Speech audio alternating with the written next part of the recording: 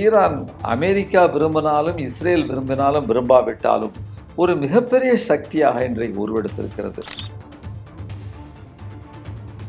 அதை உருவெடுக்க விடாமல் எப்படியாவது தடை செய்ய வேண்டும் என்ற வகையில தான் இன்றைக்கு அமெரிக்காவுக்கு இஸ்ரேல் நெருக்கடி கொடுத்துக்கிட்டு இருக்கு. கொமினை ரிமூவ் பண்ணணுங்கிறது தான் இஸ்ரேலுடைய அமெரிக்காவுடைய திட்டம். அதற்கு அவர்கள் வழக்கமாக ஒரு நாட்டில் ஆட்சி மாற்றத்தை அவங்க விரும்பினாங்க அல்லது தேவைன்னு சொன்னால் முதல்ல அந்த நாட்டுக்குள்ள உளவுத்துறையை சிஐஏ அனுப்பி மொசாத்தை அனுப்பி அந்த நாட்டில் உள்நாட்டு கலகத்தை உள்நாட்டு போராட்டத்தை தோன்றது. சில நாட்களாக ஒரு மிகப்பெரிய அளவிற்கு உள்நாட்டு யுத்தம் நடந்தது. உண்மையிலேயே ஈரான்ல வேலையில்லா திண்டாட்டம், விலைவாசி உயர்வு என்பது மிக மிக அதிகமாக இருக்கிறது. அதுக்கு யார் காரணம்னா அமெரிக்கா தான் காரணம். ஏன்னா பல வருஷமா ஈரான் கூட எந்த நாடுகளும் வியாபாரம் பண்ணக்கூடாதுன்னு ஒரு சாங்ஷனை போட்டிருக்கும் பொழுது அவன் எப்படி அவன் இறக்குமதி பண்ணுவான், ஏற்றுமதி பண்ணுவான், ஆயில வெளியே விற்க முடியாதுங்கிற நிலைமையில வரும்போது ஒரு டாலருக்கு கிட்டத்தட்ட 12 லட்சம் ரூபாய்க்கு மேல ஈக்குவலா இருக்கு அப்படின்னு சொல்லும் பொழுது அந்த மக்கள் எவ்வளவு கஷ்டப்படுவாங்க. போராட்டத்தை காரணமாக காட்டி ஆட்சி மாற்றம். கடைசியில் என்ன நடந்திருக்குன்னு பார்த்தீங்கன்னா அந்த ஆட்சிக்கு ஆதரவாக லட்சக்கணக்கான கோடிக்கணக்கான மக்கள் ரோட்ல வந்துட்டான். வெளிநாட்டில் உள்ள ஒரு ஏகாதிபத்தியவாதி ஒரு ட்ரம்ப் உள்நாட்டில் உள்ள மக்களை அல்லது போராடுறவங்களை கலகக்காரங்களை தூண்டி விட்டு எல்லா இடங்களையும் கைப்பற்றுங்கன்னு சொன்னால் நம்ம நாட்டில் தான் அப்படி நடக்குன்னு வைங்களேன். அதாவது எல்லா இடங்களையும் கைப்பற்றுங்க நான் இருக்கிறேன்னு சொன்னா அது எவ்வளவு பெரிய அயோக்கியத்தனமான விஷயம். ட்ரம்ப் ஒவ்வொரு இடத்துலையுமே மிரட்டக்கூடிய பாணியில் தான் வேலை பார்த்துட்டு இருக்காரு. இந்தியாவாக இருக்கட்டும், மற்ற நாடுகளாக இருக்கட்டும், டாரிஃப் என்கிற பேரில் ஒரு மிரட்டல், அதுக்கப்புறம் ஒரு நாட்டுடைய பிரசிடெண்ட்டை அவருடைய மனைவி பெட்ரூமில் இருந்து தூக்கிட்டு போனது, அந்த காட்சிகளை நம்ம பார்த்துட்டு இருந்தோம். அதே மாதிரி ஈரானையும் ஹேண்டில் செய்யலாம் என்கிற ஒரு கனவை அவர் கண்டார். பட் ஈரான் போன முறையும் பதில் கொடுத்தது, இந்த முறையும் அவர்கள் ரொம்பவே பயங்கரமாக பதில் கொடுத்துட்டு இருக்காங்க. உடல் வலிமையை உறுதி செய்யும் சிலாஜித், கவனத்தை மேம்படுத்தும் அஸ்வகந்தா மற்றும் உயிர் சக்தியை பெருக செய்யும் சஃபேடு முஸ்லி போன்ற இமயமலையின் உணவுப் பொருட்களை கொண்டு வந்து மிஸ்டர் பர்ஃபெக்ட் உருவாக்கப்பட்டுள்ளது. உங்கள் முழு குடும்பத்தின் ஆரோக்கியத்தை மா நேச்சுரல்ஸ் மூலம் உறுதி செய்திருங்கள். 100% இயற்கையான மூலிகை பொருட்கள் மூலம் உருவாக்கப்பட்ட மிஸ்டர் பர்ஃபெக்ட் மற்றும் மிஸ் பர்ஃபெக்ட் தலைமுறையாக குடும்பங்களின் உடல் வலிமை, மன வலிமை மற்றும் மகிழ்ச்சியை பெருக செய்கிறது. உங்கள் மகிழ்ச்சியான பயணத்தை துவங்க www.mannaturals.com என்ற இணையதளத்தை பார்வையிடவும் அல்லது வாட்ஸ்அப் எண்ணிலும் தொடர்பு கொள்ளலாம்.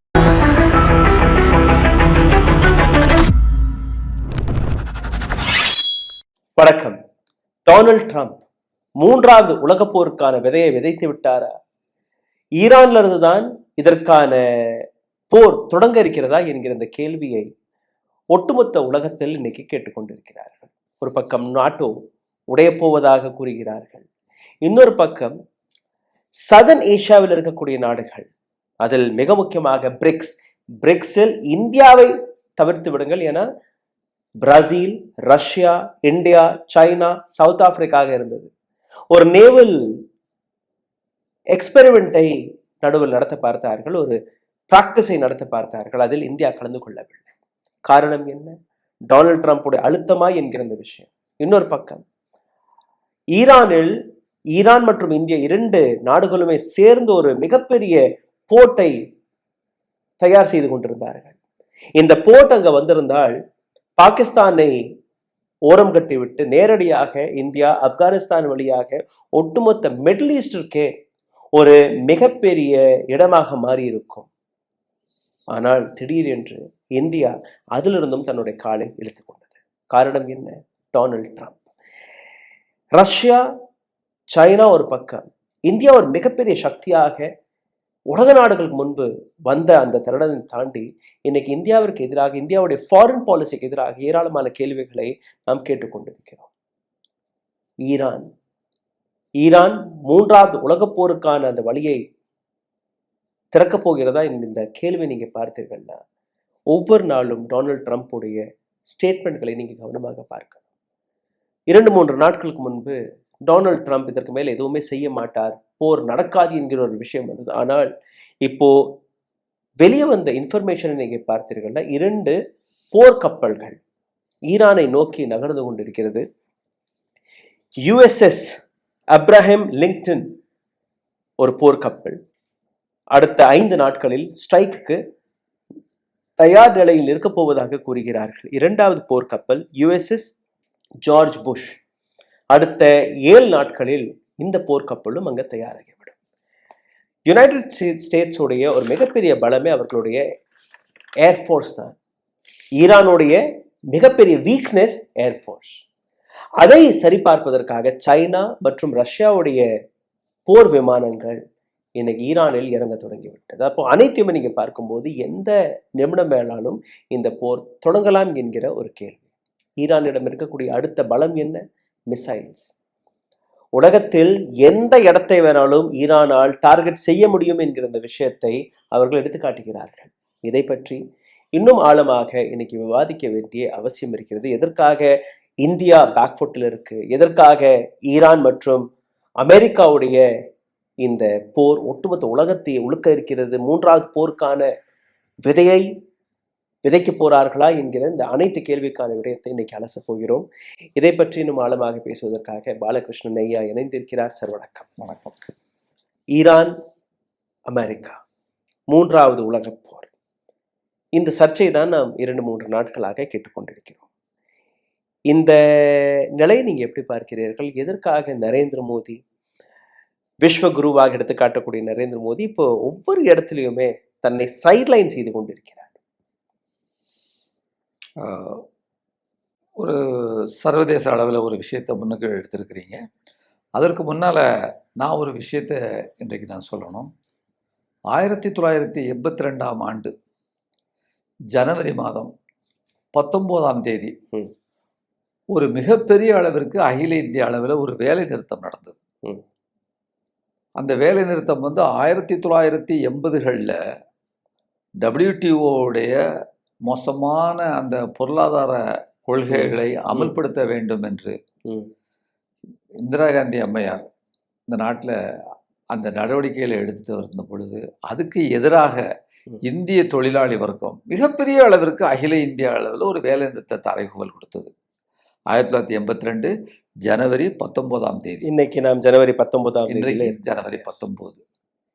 அதில் ஒரு முக்கியமான செய்தி என்னன்னா, அந்த ஒன்றிய அரசு பல்வேறு மாநிலங்கள்கிட்ட சொல்லி கண்ட இடங்களில் சுடதுக்கு உத்தரவு கொடுத்துருந்தாங்க. தமிழ்நாட்டில் நீங்கள் மயிலாடுதுறைன்னு இன்னைக்கு சொல்லக்கூடிய அந்த இடங்கள்ல அதுக்கு பக்கத்தில் ஒரு சின்ன கிராமம், அந்த கிராமத்துடைய பேர் திருமெய்ஞானம்ங்கிற ஒரு கிராமத்தில் 2 விவசாய தொழிலாளர்கள், அதுபோல் மன்னார்குடியில் ஒரு விவசாய தொழிலாளி ஞானசேகரன்னு பேர், அங்கே மயிலாடுதுறையில் அஞ்ஞான் நடராஜன்னு பேர், இந்த 3 பேரையும் சுட்டு கொண்டாங்க. தொழிலாளிகளுடைய வேலை நிறுத்தத்தில் 3 விவசாய தொழிலாளிகள் சுட்டு கொண்டாங்க. இந்த வேலை நிறுத்தத்தான் சுதந்திர இந்தியாவில் நடந்த மிகப்பெரிய வேலை நிறுத்தம். அந்த வேலை நிறுத்தத்தில் உயிர் நீத்த நம்முடைய விவசாய தொழிலாளிகள் சார்பாக, நாம் ரூஸ்டர் நியூஸ் சார்பாக, குடிமை சமூகங்கள் சார்பாக, ஐக்கிய விவசாயிகள் முன்னணி சார்பாக நாம் அஞ்சலி செலுத்த வேண்டிய தேவை இருக்கிறது. அது செலுத்துவோம் நிச்சயமாக. அப்புறம் நம்ம இந்த செய்திகளை நீங்கள் சொன்ன போல ஆரம்பிக்கலாம். நீங்கள் ஒரு விஷயம் சொன்னீங்க, ஈரான் அப்படின்னு சொல்லிட்டு. ஈரான் அமெரிக்கா விரும்பினாலும் இஸ்ரேல் விரும்பினாலும் விரும்பாவிட்டாலும் ஒரு மிகப்பெரிய சக்தியாக இன்றைக்கு உருவெடுத்திருக்கிறது. அதை உருவெடுக்க விடாமல் எப்படியாவது தடை செய்ய வேண்டும் என்ற வகையில தான் இன்றைக்கு அமெரிக்காவுக்கு இஸ்ரேல் நெருக்கடி கொடுத்துக்கிட்டு இருக்கு. 2 நாட்களுக்கு முன்னால நீங்க சொன்னது போல இரவு 1 மணி அளவில் ஒரு அந்த அவங்களுடைய அந்த B-52 பாம்பரை குண்டு போடுவதற்காக தயாராகி பறந்து வந்துகிட்டு இருக்கிற நேரத்தில் திடீரென்று அவர்களுக்கு உத்தரவு, நீ திரும்பி போன்னு சொல்லிட்டு. இதற்கு ஒரு காரணம் இல்லை, நிறைய காரணங்கள் இருப்பதாக இன்றைக்கு இன்டர்நேஷ்னல் லெவலில் ஊடகங்கள் சொல்லுது. ஒரு காரணம் என்ன சொல்லுதுன்னு சொன்னால், ஈரான் என்ன சொல்லியிருக்கிறாங்க, இது இப்படி ஏதாவது ஒரு விஷயம் நடந்தது என்று சொன்னால் இஸ்ரேலினுடைய அணு ஆயுதம் இருக்கக்கூடிய எல்லா இடங்களையும் நிர்மூலமாக அழித்து விடுவோம் என்று ஒன்று சொல்லியிருக்கிறாங்க. நம்பர் 1. நம்பர் 2, ஈரான்ல அதாவது மிசிலுடைய டெக்னாலஜி இன்றைக்கு உலகத்திலேயே மிகப்பெரிய அளவிற்கு வல்லரசு டாப் ரஷ்யா, சீனா, அமெரிக்காவோட போட்டி போடக்கூடிய அளவுல வந்திருக்கு. இன்றைக்கு 2 நாட்களுக்கு முன்னால இன்டர் கான்டினென்டல் பேலிஸ்டிக் மிசில், கண்டம் விட்டு கண்டம் தாவக்கூடிய ஏவுகணைகளை அவர்கள் வந்து டெஸ்ட் பண்ணிட்டாங்க அப்படிங்கிற மாதிரி செய்யுது. இது ஒரு பக்கத்துல. இன்னொரு பக்கத்துல பாத்தீங்கன்னா இந்த ட்ரோன் டெக்னாலஜில இஸ்ரேல்கிட்ட வந்து இன்னைக்கு உலகத்துல எல்லாருக்கும் வந்து ஒரு பெரிய அளவிற்கு, இந்தியா உள்பட எல்லாரும் என்ன சொல்லிட்டு இருந்தாங்க, இஸ்ரேலுடைய அந்த டெக்னாலஜி பக்கத்துல யாரும் நிற்க முடியாது, அதனுடைய டிஃபென்ஸ் உள்ளுக்கு பெனட்ரேட் பண்ண முடியாதுன்னு சொல்லிட்டு அதை காலி பண்ணாங்க ஈரான். எப்படி காலி பண்ணாங்கன்னு சொன்னா, அது ரொம்ப அதாவது இப்படியும் நடக்குமா அப்படின்னு சொல்லிட்டு வந்து அளவுக்கு நூற்றுக்கணக்கான சின்ன சின்ன ட்ரோன்கள், ஒரு 1000 ரூபா 2000 ரூபா சில ஆயிரங்கள்னு செலவழிச்சு அந்த ட்ரோன்களை குண்டுகளை ஏற்றி அனுப்புனதுக்கு அப்புறம் இந்த ட்ரோன்களை வீழ்த்துறதற்காக அவர்களுடைய விலை கூடின கோடிக்கணக்கான அளவுக்கு அதை விலை மதிக்க முடியாத அந்த அவங்களுடைய அந்த கவுண்டர் மிசில்ஸ் எதிர்த்தாக்குதல்களை அடிச்சு அடிச்சு அடிச்சு எக்ஸாஸ்ட் ஆனதுக்கு பின்னால இவர்களுடைய பவர்ஃபுல்லான மிசில்களை விட்டாங்க, அடிச்சு காலி பண்ணாங்க இஸ்ரேல. இந்த ஸ்ட்ராட்டஜி பலமான ஸ்ட்ராட்டஜி, இன்றைக்கு வெல்ல முடியாத ஸ்ட்ராட்டஜியாக இன்றைக்கு ஈரான்ல இருக்கிறதுங்கிறது இன்னொரு விஷயம்.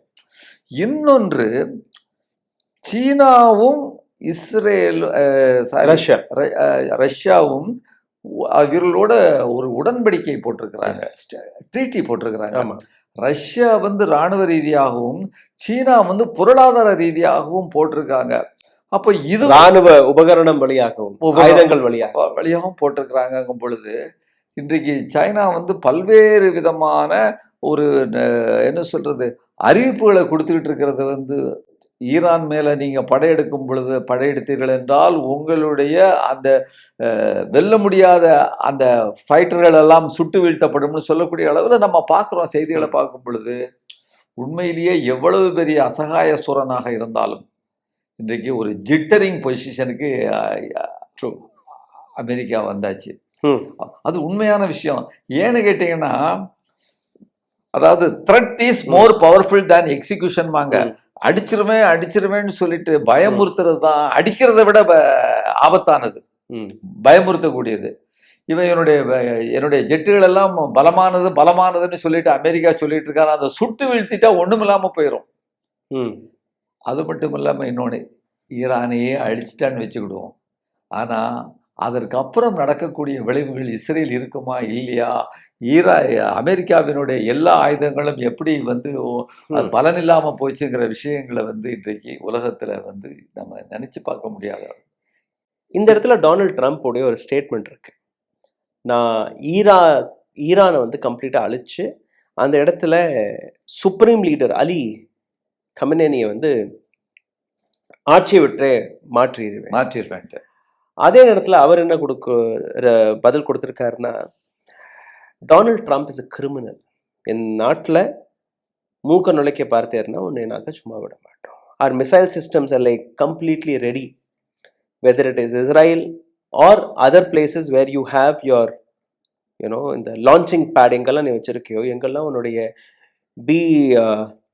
B-2 பாம்பர் ஏர்கிராஃப்ட் எங்கெல்லாம் இருக்கோ எல்லா இடத்துலையுமே எங்களுடைய மிசைல்ஸ் ரெடியாக இருக்குது. அங்கே எங்கள் எல்லைக்குள்ளே நீங்கள் வர அடுத்த நிமிஷமே அங்கே எங்களுடைய மிசைல்ஸ் போயிடும்ங்கிற ஒரு விஷயத்தை எடுத்து வைக்கிறாங்க. இதை நீங்கள் எப்படி பார்க்குறீங்க? அது இது ஒரு பக்கம் ஆட்சி மாற்றம், ரீஜிம் சேஞ்சுன்னு சொல்லக்கூடிய ஆட்சி மாற்றத்தை வந்து ஈரானில் கொமெனியை எடுத்துடணும், கொமெனியை ரிமூவ் பண்ணணுங்கிறது தான் இஸ்ரேலுடைய அமெரிக்காவுடைய திட்டம். அதற்கு அவர்கள் வழக்கமாக ஒரு நாட்டில் வந்து ஆட்சி மாற்றத்தை அவங்க விரும்புகிறாங்க அல்லது தேவைன்னு சொன்னால், முதல்ல அந்த நாட்டுக்குள்ள உளவுத்துறை CIA அனுப்பி, மொசாத்தை அனுப்பி அந்த நாட்டில் வந்து உள்நாட்டு கலகத்தை, உள்நாட்டு போராட்டத்தை தோன்றது. அதுதான் அவர்களுடைய வழக்கமான பாணி. இன்றைக்கு வெனிசுலாவில் அப்படித்தான் கிட்டத்தட்ட இது பண்ணாங்க, தூக்கிட்டு போனாங்க. இன்றைக்கு ஈரான்லேயும் இதை புரிந்து கொண்ட ஈரான் அதாவது சில நாட்களாக ஒரு மிகப்பெரிய அளவிற்கு உள்நாட்டு யுத்தம் நடந்தது. உள்நாட்டு யுத்தம்னு சொல்றதை விட உள்நாட்டு போராட்டம். ஆனா அந்த போராட்டத்துல முக்கியமான செய்தி என்னன்னு கேட்டீங்கன்னா, அங்க வந்து உண்மையிலேயே ஈரான்ல வேலையில்லா திண்டாட்டம், விலைவாசி உயர்வு என்பது மிக மிக அதிகமாக இருக்கிறது. அது நம்ம ஒத்துக்கிட்டாகணும். அதுக்கு யார் காரணம்னா அமெரிக்கா தான் காரணம். ஏன்னா பல வருஷமா ஈரான் கூட எந்த நாடுகளும் வியாபாரம் பண்ணக்கூடாதுன்னு ஒரு சாங்ஷனை போட்டிருக்கும் பொழுது அவன் எப்படி அவன் இறக்குமதி பண்ணுவான், ஏற்றுமதி பண்ணுவான், ஆயில வெளியே விற்க முடியாதுங்கிற நிலைமையில வரும்போது $1 நேற்று ஒரு விவாதத்தில் பார்த்தேன், ஒரு பத்திரிகையில $1 கிட்டத்தட்ட 12 லட்சம் ரூபாய்க்கு மேல வந்து ஈக்குவலா இருக்கு அப்படின்னு சொல்லும் பொழுது அந்த மக்கள் எவ்வளவு கஷ்டப்படுவாங்க. அப்போ அதனாலதான் அங்க வந்து போராட்டம், அந்த போராட்டத்திற்கு காரணமா இருந்தது அமெரிக்கா. அந்த போராட்டத்தை காரணமாக காட்டி ஆட்சி மாற்றம், அதற்கு வந்து ஏகப்பட்ட இன்றைக்கு மொசாத் உளவாளிகளை வச்சு அவங்க ஏற்பாடு பண்ணாங்க. ஆனால் இன்னைக்கு அந்த இவற்றையெல்லாம் புரிந்து கொண்ட அந்த ஆட்சியாளர்கள் தப்பு நடந்திருக்கு, சுட்டிருக்காங்க, இது பண்ணிருக்காங்க, இவங்களும் ஆயுதம் ஏந்தி காவலாளிகளை சுட்டிருக்கிறாங்க. கடைசியில என்ன நடந்திருக்குன்னு பாத்தீங்கன்னா, அந்த ஆட்சிக்கு ஆதரவாக லட்சக்கணக்கான கோடிக்கணக்கான மக்கள் ரோட்ல வந்துட்டான். பகல் பூரா வந்து இவன் ராத்திரி போராட்டம் நடத்துறான், ஏன்னா ஆள் அடையாளம் தெரியாம இருக்கக்கூடாதுங்கிறதுக்காக பகல்ல திரண்டு எழுந்த மக்களை பார்த்த உடனேதான் அமெரிக்காவும் இஸ்ரேலுடைய பிளான் இதாயிட்டு. அதுதான் முக்கியமான காரணம். மக்கள் அவர்கள் பக்கம் இல்லை, இந்த ஆட்சியாளர்கள் பக்கம் இருக்கிறாங்க. அப்படிங்கும் பொழுதுதான் வந்து இன்னொரு ரீசன், அந்த எலான் மஸ்க் இருக்கார, அவர் வந்து ஸ்டார்லிங்க் அந்த அவருடைய இதை நான் உங்க நாட்டுக்கு இலவசமா கொடுக்குறேன், இன்டர்நெட்டை இலவசமா கொடுக்குறேன் அப்படின்னு சொல்லிட்டு, காரணம் என்னன்னு கேட்டீங்கன்னா, உள்நாட்டுல யார் என்னென்ன போராட்டம் நடக்கு, எங்க அடிக்கிறோம், எங்க கொல்றோம் அப்படிங்கிற விஷயத்த வெளிநாட்டுக்கு செய்தி கொடுத்து வெளிநாடு முழுக்க வந்து போராட்டத்தை தூண்டி விடுறதுக்கான ஒரு வாய்ப்பு. ஆனால் ஈரானுடைய அட்வான்ஸ்டு டெக்னாலஜி அல்லது முக்கியமான விஷயம் சைனாவோ ரஷ்யாவோ இந்த டெக்னாலஜியை கொடுத்து அமெரிக்காவினுடைய எலான் மஸ்கினுடைய அந்த இன்டர்நெட்டை பிளாக் அவுட் பண்ணிட்டாங்க. இதை நான் இன்னும் கொஞ்சம் சுலபமாக உங்களுக்கு எடுத்து காட்டுறேன். எலான் மஸ்குடைய ஸ்டார் லிங்க், அதாவது சேட்டலைட் வழியாக வரக்கூடிய இன்டர்நெட், இந்த போர் தொடங்கிய நாள்ல இருந்தே அங்கே இருக்கக்கூடிய அரசாங்கம், ஈரான் அரசாங்கம் ஒட்டுமொத்த டெலிகம்யூனிகேஷனுமே துண்டித்து விட்டார்கள். எலான் மஸ்க் இவருடைய இன்டர்நெட் அங்கே பயங்கரமாக வேலை பார்க்குது. ஏன்னா டைரெக்டாக நீங்கள் சேட்டலைட்லேருந்து கொடுத்துட்டு வரீங்க, இந்த வயரும் தேவையில்லை, எதுவும் தேவையில்லை. ஆனால் அங்கே இருக்கக்கூடிய இன்ஜினியர்ஸ், அங்கே இருக்கக்கூடிய சயின்டிஸ்ட் அதை உடைப்பதற்கான ஒரு யுத்தியை கண்டுபிடிச்சிருக்காங்க. என்ன அந்த யுத்தின்னு நீங்கள் பார்த்தீர்கள்னா, சேட்டலைட் பூமியிலிருந்து ஒரு 500 கிலோமீட்டர் தொலைவில், அதாவது ரொம்பவே குறைவான தூரத்தில் இருக்கக்கூடிய இந்த சேட்டலைட்கள், 500 கிலோமீட்டர்ஸ்னா ஸ்பேஸ் லாங்குவேஜில் ரொம்பவே பக்கத்தில் இருக்கக்கூடிய சேட்டலைட்ஸ்கள் தான். இந்த சேட்டலைட்டுக்கும் பூமியில் இருக்கக்கூடிய ரிசீவருக்கும் ஒரு கனெக்ஷன் எப்படின்னா, அந்த ரிசீவருக்கு ஒரு ஐடி நம்பர் இருக்கும், ஒரு நபருடைய பெயர் மாதிரி நீங்கள் வச்சுக்கோங்க. ஸோ அந்த ரிசீவருடைய பெயர் இல்லாமல் எந்த விதமான இன்டர்நெட்டையும் உங்களால் வாங்க முடியாது இந்த இடத்துல. அண்ட் ஒரு வயர் கேபிள்னா ஒரு கரெக்டாக அந்த வயரை நீங்கள் கட் பண்ணாலும் டிஸ்டர்ப் பண்ணால் மட்டும்தான் அந்த இன்டர்நெட் போகும். பட் இது வந்து ஆகாயத்துலேருந்து வர்றதுனால, ஒரு ஓப்பன் ஸ்பேஸ்லேருந்து வர்றதுனால அதை டைல்யூட் பண்ணுறது ரொம்பவே ஈஸியாக மாறிடுச்சு. The time you know the receiver's number. So இந்த இடத்துல they brought in a technology where they kind of dismiss the entire internet service coming from the satellite. இது இன்னும் ஈஸியாக போயிடுச்சு. மற்ற இன்டர்நெட் டெலிகம்யூனிகேஷனை துண்டிப்பது கொஞ்சம் கடினமாக இருந்தால் கூட எலான் மஸ்கோடைய advance level internet gone for a toss. So there is no internet in Iran anymore. This is another input. Now இந்த இடத்துல நீங்கள் பார்த்தீர்கள்னா, நான் ஏற்கனவே கூறியபடி 2 போர்க்கப்பல்கள் அங்கே வரப்போகுது. 2வது, டொனால்ட் ட்ரம்ப் தாமதமாக்கிய காரணமும் அவர்களுடைய நேவல் பேஸ் ரொம்பவே வீக்காக இருந்தது. அதுக்கு முன்னால் ஒரு செய்தி நான் சொல்லி ஆகணும்.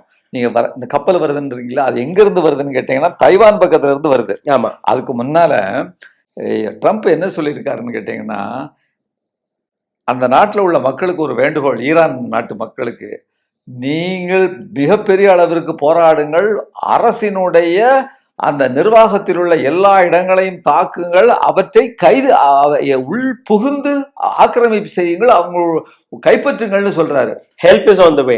Help is on the way. நாங்கள் உங்களுக்கு உதவிக்கு வருகிறோம் என்று ஒரு வெளிநாட்டுல உள்ள ஒரு ஏகாதிபத்தியவாதி ஒரு ட்ரம்ப் உள்நாட்டில் உள்ள மக்களை அல்லது போராடுறவங்களை கலகக்காரங்களை தூண்டிவிட்டு எல்லா இடங்களையும் கைப்பற்றுங்கன்னு சொன்னால் நம்ம நாட்டில் தான் அப்படி நடக்குன்னு வைங்களேன். அதாவது எல்லா இடங்களையும் கைப்பற்றுங்க நான் இருக்கிறேன்னு சொன்னா அது எவ்வளவு பெரிய அயோக்கியத்தனமான விஷயம். நீங்க அப்படி பார்க்கணும். அதை அப்படி பார்க்கும் பொழுது மிகப்பெரிய கிரிமினல்னு கொமெனி சொல்லியிருக்கிறாரு இந்த விஷயத்த.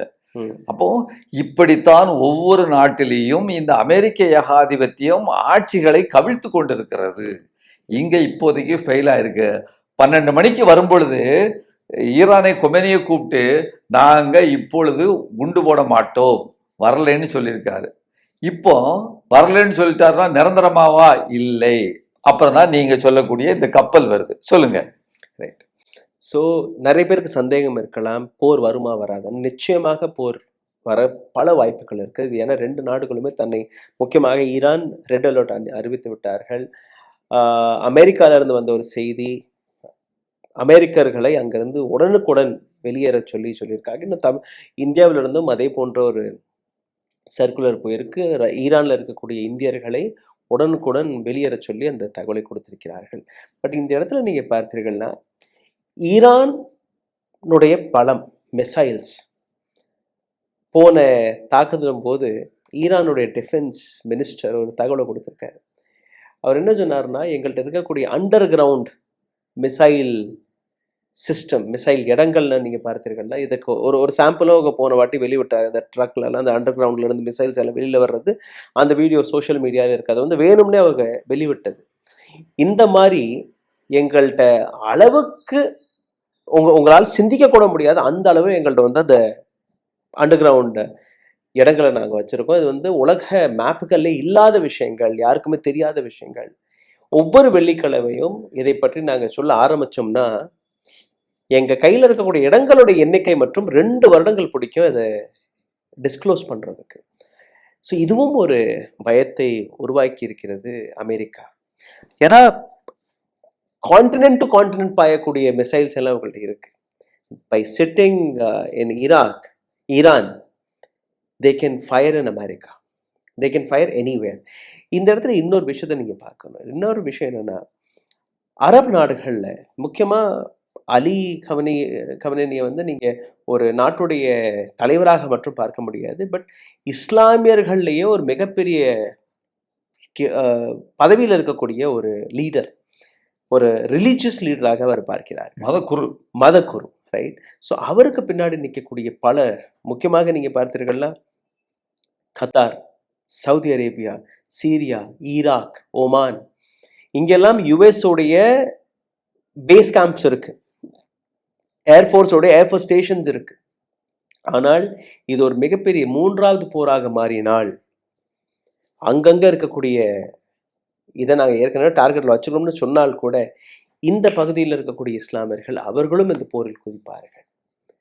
அப்போ ஒட்டுமொத்த உலகம் 2ஆக பிரிய போகிறது. ஒரு பக்கம் ஐரோப்பிய நாடுகள், இன்னொரு பக்கம் அமெரிக்கா ஆதரவில் இருக்கக்கூடிய நாடுகள், இன்னொரு பக்கம் நீங்கள் பார்த்தீர்கள்னா த என்டையர் அரப், அதுக்கப்புறம் சவுத் ஏஷியாவில், அப்புறம் ரஷ்யா, அப்புறம் சைனா. ஸோ உலகம் ஒரு மிகப்பெரிய ஆபத்தை நோக்கி நகர்ந்து கொண்டிருக்கிறது. ஒரு நபருடைய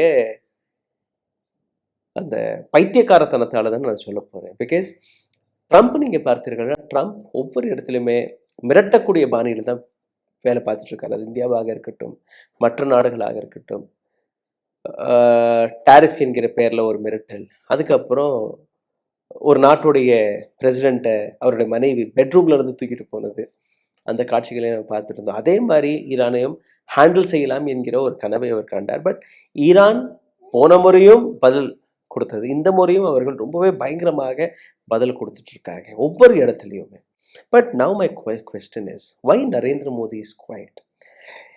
ஏன்னா நரேந்திர மோடியை பொறுத்தவரையில் நான் ஏற்கனவே கூறியபடி ஈரான்ல இந்தியாவிற்கான ஒரு முதல் பேஸ் ஸ்டேஷன், ஒரு போர்ட் அங்கே தயாராகிட்டு இருந்துச்சு.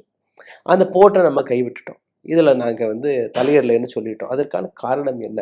அப்படி அது வந்துருந்துச்சுன்னா இந்தியாவிற்கு எந்த அளவில் பொருளாதார ரீதியாகவும் ஒரு மிகப்பெரிய வழி ஓப்பன் ஆயிருக்கும். இன்னைக்கு வந்து பாகிஸ்தான் இருக்கு, இந்தியாவை தாண்டினா பாகிஸ்தானை தாண்டி தான் நம்ம வந்து ஆப்கானிஸ்தான் வழியாக மற்ற இடங்களுக்கு நம்ம சப்ளை பண்ணிட்டு இருக்கோம். We would have removed Pakistan வந்து தனிப்பட்ட முறையில் போயிருக்கும் இந்த போர்ட் வந்துருந்துச்சுன்னா. அந்த போர்ட்டிற்கான இம்பார்ட்டன்ஸ் ஏன் இந்தியா கைவிட்டது? இதில் நீங்கள் ஒரு 2-3 விஷயத்த நான் பார்க்குறேன் என்னுடைய பார்வையிலிருந்து பார்க்கும் பொழுது. முதல்ல நீங்கள் அமெரிக்காவில் உள்ள இந்த டயாஸ்போரான்னு சொல்கிறாங்க இல்லையா, இங்கிருந்து போன அந்த மக்கள், அதில் குறிப்பாக அவர்கள்லாம் மேல்தட்டு வர்க்கம், உயர் அந்த பார்ப்பன உயர் ஜாதி மற்ற மக்கள் தான் வந்து அங்கே போய் வேலை பார்க்குறாங்க. அவர்கள்தான் இன்றைக்கு பாஜகவுக்கு ஆர்எஸ்எஸ்ஸிற்கு பணத்திற்கான மிகப்பெரிய பின்புலமாக பேக்கிங்காக இருக்கிறாங்க. அப்போ அவர்களுடைய நலன் பாதிக்கப்படக்கூடாது அப்படின்னு சொன்னா அதுதான் இன்னும் ட்ரம்ப் செஞ்சாரு. சில ஒரு 2 மாதத்துக்கு முன்னால போகணும்னு சொன்னா 10 லட்சம் ரூபாய் கட்டணும் அப்படி இப்படின்னு விசாரணை போட்டு மிரட்டின உடனே எல்லாரும் மிரட்டிட்டாங்க. இங்கிருந்து ஆட்கள் போக முடியாது, வந்தவங்க கூட திரும்பி போக முடியாதுங்கிற நிலைமை வந்துட்டு. அப்போ அவர்களுடைய நலன் என்பது முக்கியம். அந்த ஒரு மிகப்பெரிய கூட்டம், அந்த 3% மக்கள், அவர்கள் அது மட்டுமல்லாமல் இன்னும் மற்ற மக்களுடைய இந்த கூட்டம் இருக்க, இவர்களுடைய பேக்கிங் வந்து இவர் இல்லாம வந்து இன்றைக்கு அவங்க தான் இன்றைக்கு உலக அளவில் ஆர்எஸ்எஸ்க்கும் சரி மற்றவங்களுக்கும் சரி இன்றைக்கு மூளையாகவும் பணமாகவும் செயல்பட்டுக்கிட்டு இருக்கிறாங்க இன்னைக்கு எல்லா இடங்கள்லையும். அது ஒரு முக்கியமான ரீசன். இன்னொன்று, இந்த அதானிக்கான பொருளாதார நிதி இருக்கு பார்த்தீங்களா, அந்த நிதியை அமெரிக்கா கூட வந்து இன்றைக்கு ஒரு மிகப்பெரிய வந்து கொலிஷன்ல வந்து இருக்கு உள்ளுக்கு. அதாவது கொலிஷன் இல்லை, அது கோஆபரேஷன்ல உள்ளுக்கு இருந்துட்டு இருக்கு, ஒருத்தரோட ஒருத்தர் சேர்ந்திருக்கக்கூடிய நிலைமை. ரஃபேல் விமானத்துல இவர் செஞ்ச ஊழல் அல்லது அதற்கு பின்னால வந்து அதானியுடைய அந்த பணம் ஒரு கம்பெனி ஒரு சொன்னாங்க பார்த்தீங்களா, ஏதோ ஒரு கம்பெனி. ஆமா, அந்த ஷெல் கம்பெனியை போட்டு வந்து அதை பற்றி அதாவது ஒரு செபி கூட வந்து அதற்கு விசாரிக்கல. அப்படிப்பட்ட அந்த அதானி மேல உள்ள வழக்குகளை விசாரிப்பதற்கு அமெரிக்காவினுடைய நீதிமன்றம் வர சொல்லும் போது இங்கதான் வந்து அதானி மோடியோட முதலாளி அவர் பாதிக்கப்படும் போது இவர் பார்த்துக்கிட்டு இருக்க மாட்டாரு. ஐயா ஏதாவது செய்யுங்க, நீங்க என்ன சொன்னாலும் நான் கேட்டுக்கிடுறேன்.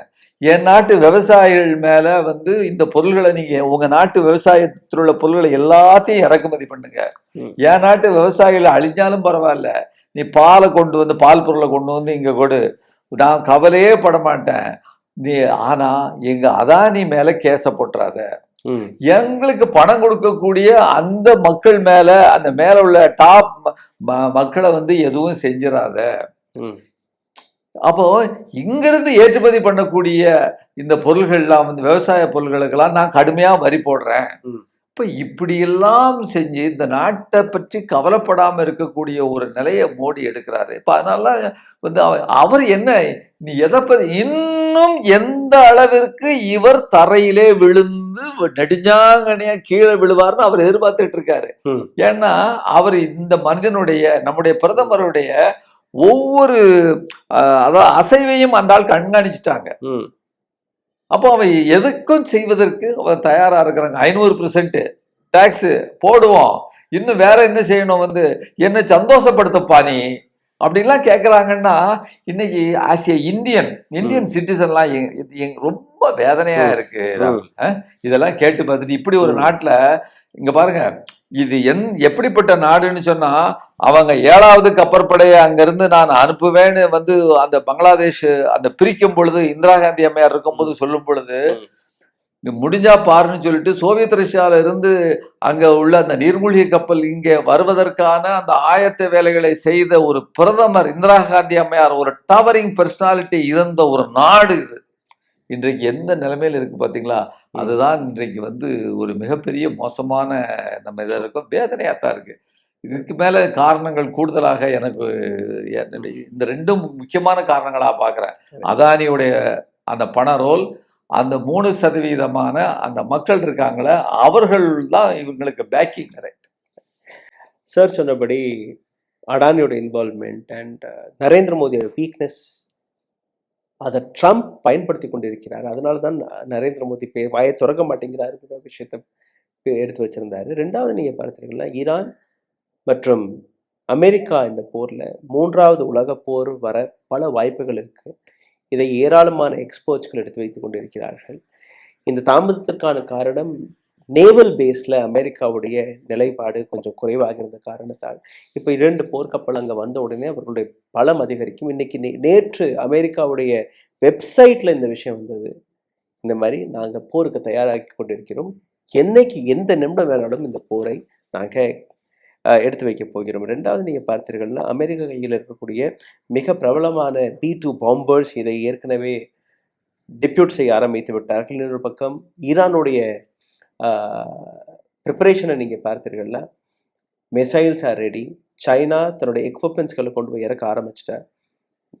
ரஷ்யா தன்னுடைய போர் விமானங்களை அங்கே கொண்டு போய் எடுத்து வைக்க ஆரம்பிச்சிட்டாங்க. ரெண்டாவது நீங்கள் பார்த்தீர்கள்னா, சவுதி அரேபியா அண்ட் டர்க்கி இந்த 2 நாடுகள் வெளிப்படையாக எங்களுடைய நிலத்தை, அமெரிக்காவை நாங்கள் பயன்பட விட மாட்டோம், ஏர் ஸ்பேஸை பயன்படுத்த விட மாட்டோம், காலம் வரும்போது நாங்கள் ஈரானுடன் தான் நிற்க போகிறோம் என்கிற அந்த விஷயத்தை எடுத்து வைத்திருக்கிறார். மிடில் ஈஸ்ட், மெடிட்டேரியன் சி இந்த இடங்கள்ல இருக்கக்கூடிய அரபு நாடுகள் அனைத்து நாடுகளுமே ஈரானுடன் போய் நிற்க போவதாக கூறியிருக்கிறார்கள். ரெண்டாவது, யுஎஸ் விசிபிளி ப்ரிப்பேர்டாக இருந்தால் கூட யுஎஸ்க்கு ஒரு பயம் இருக்கு. ஏன்னா 4 புறமும் ஒரு மிகப்பெரிய போர் வெடிக்கும் போது மிகப்பெரிய அளவில் அரேபியன் நாடுகள் அல்ல மற்ற நாடுகள் ஒன்று கூடி அமெரிக்காவை தாக்க முயற்சித்தால் அமெரிக்காவில் எதுவுமே செய்ய முடியாது என்கிற விஷயத்தை அங்கே புரிந்து கொண்டிருக்கிறார்கள். ரெண்டாவது ரொம்ப முக்கியமான விஷயம், அமெரிக்காவில் டொனால்ட் ட்ரம்புக்கு எதிராக ஒரு மிகப்பெரிய போராட்டம் வெடித்திருக்கிறது.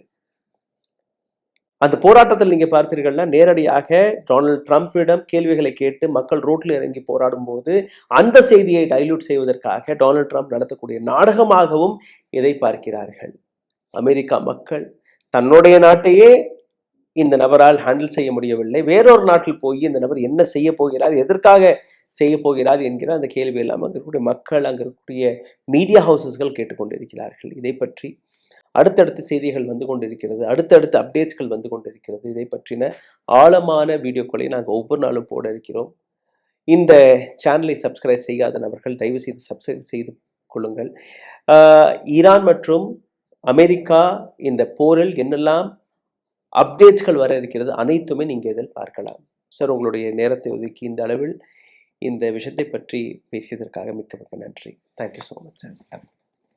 ஊடகம் கார்ப்பரேட் அரசியல்வாதிகளின் கைப்பாவையாக அடிமைகளாக இருந்தது போதும், இனி சாட்டை எடுத்து சுழற்றும் நேரம் வந்துவிட்டது.